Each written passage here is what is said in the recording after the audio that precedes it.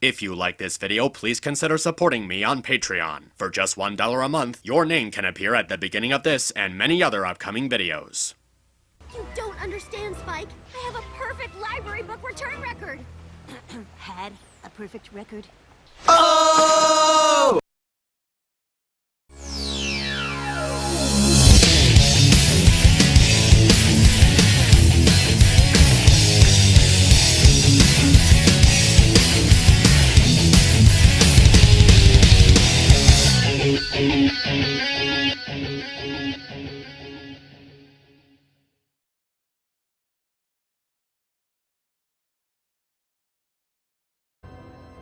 Boy, am I late to this one. I guess that's what happens when you fangasm over Endgame and torture yourself with critical mode. Well, it's time to get back on track with the point of no return. In this episode, Twilight finds out that she has an overdue library book from all the way back to the beginning of the series. She goes with Spike back to the library to return it, only to find out that because of how overdue it was, she might have gotten the old librarian fired. They travel across Equestria to find the librarian named Dusty Page, only to find her having the time of her life at a local retirement home. So now that they found her, will Twilight be able to make up with her and get her job back? Or does Dusty even want her job back? And I think this is where the episode gets interesting. Something to take away from this episode is that it's definitely a Mending Fences 2.0, taking a minimal event from the pilot and making an episode about it. And while this episode isn't as good as Mending Fences, it still handles its concept in an interesting way. You'd think that simply trying to return an overdue library book would be a really mundane idea for a story, but they managed to make a lot of fun out of it. It shows how you don't need a big battle or a grand epic quest to tell a good story, just something small and down to earth. I'm really glad that Season 9 isn't just a bunch of build-up with the Battle of Grogar and is instead taking its time by giving these characters more fun and lighthearted adventures. It's something different that ends on a note that feels real, and it allows the world to feel more immersive. And that's actually the appeal to this episode.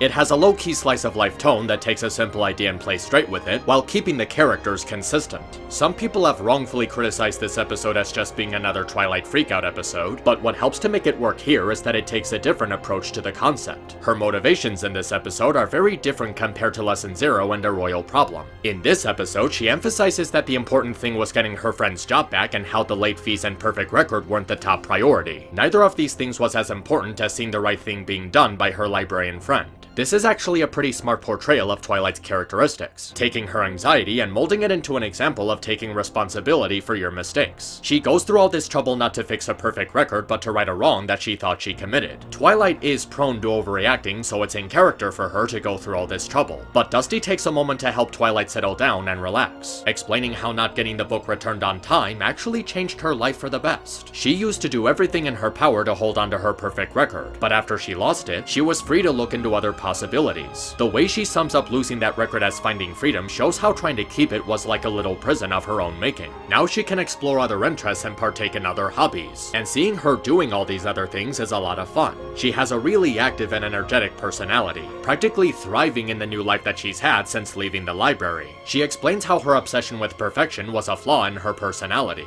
and after accepting that perfection is an impossible pursuit, she eases down and takes more risks, exploring new boundaries that lead her to trying new things. It's a really smart way to teach people that while you should strive to do your best, you also need to accept that things won't be perfect. And it's a really important lesson for Twilight to learn as a future ruler of Equestria. She was mainly stressing about not letting people down, which is understandable since it's a high-stakes responsibility. But she needs to know that not everything is going to work out and you need to think about what to do when that happens. And because of how good the pacing is and how the concept is executed so well, the episode is able to set up this moral in a really relevant way. We go through life expecting things to be perfect despite that it isn't guaranteed. But it's not always going to be that way, and we should learn to take what we can with a grain of salt. This is a really good lesson that can be applied to any person of any age. And it's really impressive seeing how even in its final season, the show still manages to resonate life lessons that can be shared between kids and adults alike. And there's also some other good elements in the episode too. I really love Spike in this episode. I've actually been loving Spike a lot lately. The last several seasons have been really good to his character, and we see how all of his growth is really showing here. He has such a great deadpan response to all of Twilight's nonsense, but also acts as a loyal companion to help her, helping her calm down and keeping her from losing control over herself. He's seen Twilight do this so much that he has enough experience to handle the situation in an effective manner. Even when returning the book, he doesn't throw Twilight under the bus by saying she forgot to return it. Rather, he says we forgot to return it. It's a small moment of dialogue, but a huge amount of detail that strongly highlights how much love and loyalty he has for Twilight. It's so sweet and generous of him to do that, and it's a great piece of writing. I also like the scene he has in the restaurant pretending to be the waiter. It shows how he's highly adaptable to a new situation and is also very well versed in culinary culture. Not to mention, the dynamic between him and Twilight is handled very well. We don't often get episodes that feature just the two of them working off each other, and their chemistry is handled very well in this episode. They perfectly balance each other out, and there's even times in the episode where Twilight actually listens to what he's telling her. He comes across as an effective voice of reason because it influences Twilight's actions and behavior in the story. Even if she still gets anxious, she also acknowledges what he's telling her and follows it through. If you were to take the way they interact in this episode and compare to how they interact in earlier episodes, especially the first season, there's a huge difference, really showing just how far they've come and how strongly their relationship has grown over the course of the series. Just making this episode mostly about Twilight and Spike was a great idea, as it allows the writers to remain more focused and not feel overwhelmed with a wider cast, making their interactions a huge highlight in the episode. There's even a returning cameo from Moondancer. Even if she doesn't really do much, it was still nice to see her in the episode, and it further supports the idea of this being a Mending Fences 2.0. It's nice to see that she's actually making friends and that her character development actually stuck in that episode.